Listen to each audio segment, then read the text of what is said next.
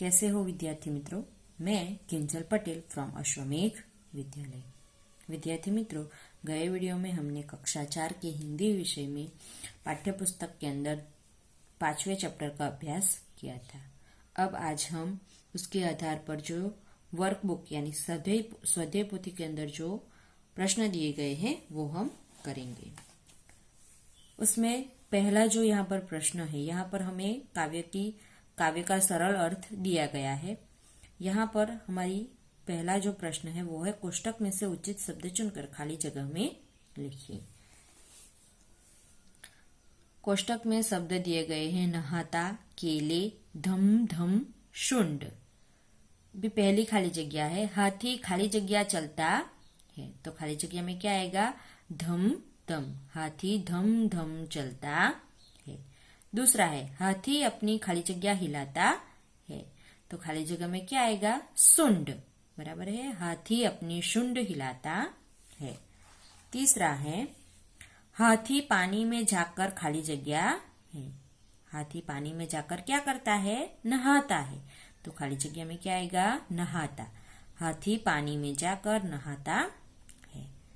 चौथी है हाथी खाली जगह खाता, तो खाली जगह में क्या आएगा? केले। हाथी केले खाता है। तो इस प्रकार आपको ये खाली जगह लिखनी है। आगे है सही वाक्यांश चुनकर लिखिए। पहला उसमें हाथी पानी में जाकर खूब खेलता है, खूब उछलता कूदता है, शुंड भर भर कर नहाता है। तो यहाँ पर आंसर क्या आएगा? हाँ, क, शुंड भर भर कर नहाता है। हाथी पानी में जाकर शुंड भर भर कर नहाता है। दूसरा है हाथी यह नहीं बताता कि वह कितने केले खाता है, वह कितना नहाता है, उसे क्या खाना पसंद है। तो यहाँ पर आंसर क्या आएगा? वह कितने केले खाता। हाथी यह नहीं बताता कि वह कितने केले खाता है। ठीक है। आगे है सही विधान के सामने सही का चिन्ह और गलत विधान के सामने गलत का चिन्ह लगाइए। यहाँ पर हमें राइट रॉन्ग दिया गया है। उसमें पहला है हाथी की 2 शुंडे होती है। यह राइट आएगा कि रॉन्ग आएगा? रॉन्ग आएगा। बराबर है, गलत आएगा। बराबर, क्योंकि हाथी की एक ही सूंड होती है। दूसरा है हाथी के 3 दांत होते हैं। यह राइट आएगा या रॉन्ग आएगा? रॉन्ग आएगा। बराबर है। तीसरा है हाथी की पूंछ लंबी होती है। तो यहाँ पर ये राइट आएगा या रॉन्ग आएगा? रॉन्ग आएगा, गलत आएगा। बराबर, हाथी की पूंछ लंबी नहीं परंतु क्या होती है? छोटी होती है। दूसरा है हाथी की सूंड छोटी होती है। तो यह राइट आएगा या रॉन्ग आएगा? रॉन्ग आएगा।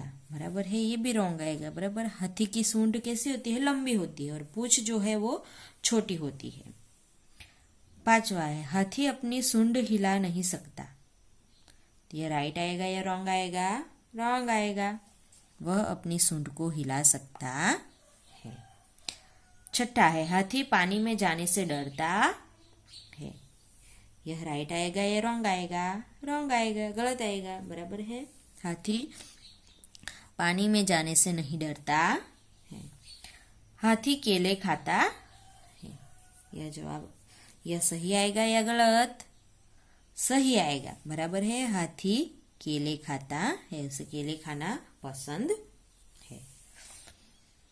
आगे है निम्नलिखित प्रश्नों के उत्तर लिखिए।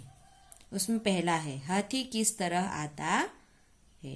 तो इसका आंसर आएगा हाथी धम धम करके आता है। दूसरा प्रश्न है हाथी पानी में जाकर क्या करता है। तो आंसर आएगा हाथी पानी में जाकर शुंड भर भर कर नहाता है। तीसरा प्रश्न है नहाने के लिए हाथी शुंड में क्या भरता है। तो इसका आंसर आएगा नहाने के लिए हाथी सूंड में पानी भरता है। चौथा प्रश्न है, हाथी क्या खाकर किसी को बताता नहीं है? तो आंसर आएगा, हाथी केले खाकर किसी को बताता नहीं है। पांचवा प्रश्न है, हाथी पानी कहाँ डालता है, क्यों? तो आंसर आएगा, हाथी पानी अपने शरीर पर डालता है क्योंकि वह नहाता है। पांचवा प्रश्न है, कविता की पंक्तियां पूर्ण कीजिए। हमें जो पाठ्य पुस्तक के अंदर कविता दी गई है उसे हमें पूर्ण करना है, बराबर है। उसके आधार पर हमें यहाँ पर काव्य पंक्तियां दी गई है तो उसे हमें पूर्ण करनी है। जब पानी में जाता हाथी, भर भर शुंड नहाता हाथी, कितने केले खाता हाथी, यह तो नहीं बताता हाथी। ठीक है, तो इस प्रकार आपको ये काव्य पंक्ति पूर्ण करनी है। छठा प्रश्न है, पढ़िए और लिखिए। यहाँ पर आपको शब्द दिए गए हैं, उसे आपको पढ़ना है और वापस लिखना है। जैसे धमक, शुंड, केले, नहाता, हाथी। ठीक है, तो ये सारे शब्द आपको यहाँ पे उसके नीचे जो जगह दी गई है उसमें लिखना है। आगे है प्रश्न नंबर 7। उदाहरण के अनुसार विरुद्धार्थी शब्द लिखिए। जैसे उठना, उठाना, गिराना। पहला है आना, आना का विरोधी क्या होता है, जाना। दूसरा शब्द है छोटा, छोटा का विरुद्धार्थी शब्द क्या होता है, बड़ा। तीसरा है ऊंचा, ऊंचा का विरुद्धार्थी शब्द क्या होता है, नीचा। पकड़ना, पकड़ना का विरुद्धार्थी शब्द क्या होता है, छोड़ना। तो इस प्रकार आपको ये लिखने हैं। इन विरुद्धार्थी शब्दों से वाक्य बनाइए। जैसे कि हमें गिरे हुए को उठाना चाहिए, हमें किसी को गिराना नहीं चाहिए। ठीक है, तो इस प्रकार ये आपको लिखने हैं। हमने नोटबुक के अंदर ये प्रश्न लिखा ही है तो वहां से आपको ये देख के लिख लेना है। आगे है 8वां प्रश्न, चित्रों के आधार पर कहानी लिखिए। यह कहानी हमने पाठ्य पुस्तक के अंदर कही थी, बराबर है। तो वही कहानी हमें यहाँ पे लिखनी है, तो वो हम देखेंगे। यहाँ पर मैंने लिखी है, बराबर है। तो एक घना जंगल था, उस जंगल में कई सारे प्राणी रहते थे। उस जंगल का राजा शेर था। वह जंगल के बहुत सारे प्राणियों का एक साथ शिकार करता था और उसमें से एक को ही खाता था। इसी कारण जंगल के सभी प्राणियों ने जंगल के राजा शेर से विनती की और एक एक को बारी बारी शेर के पास भोजन के लिए भेजा जाने लगा। एक बार शेर के पास भोजन के लिए खरगोश की बारी आई। खरगोश बड़ा ही चतुर था। उसने एक तरकीब सोची। वह शेर को एक कुएं के पास ले गया और उसने शेर से कहा कि इस कुएं में भी एक शेर है। शेर ने कुएं में देखा तो उसे अपना प्रतिबिंब दिखाई दिया। दूसरा शेर समझकर वह कुएं में कूद गया। शेर की मौत हो गई और इस तरह खरगोश की चतुराई के कारण सभी प्राणी बच गए। ठीक है, तो इस प्रकार आपको ये कहानी वर्कबुक के अंदर लिखनी है। आगे का प्रश्न है, चित्र में हाथी के कुछ अंग नहीं है, इन्हें पूर्ण कीजिए और चित्र में रंग भरिए। यह प्रश्न भी हमने पाठ्य पुस्तक में किया था, टेक्स्ट बुक में, बराबर।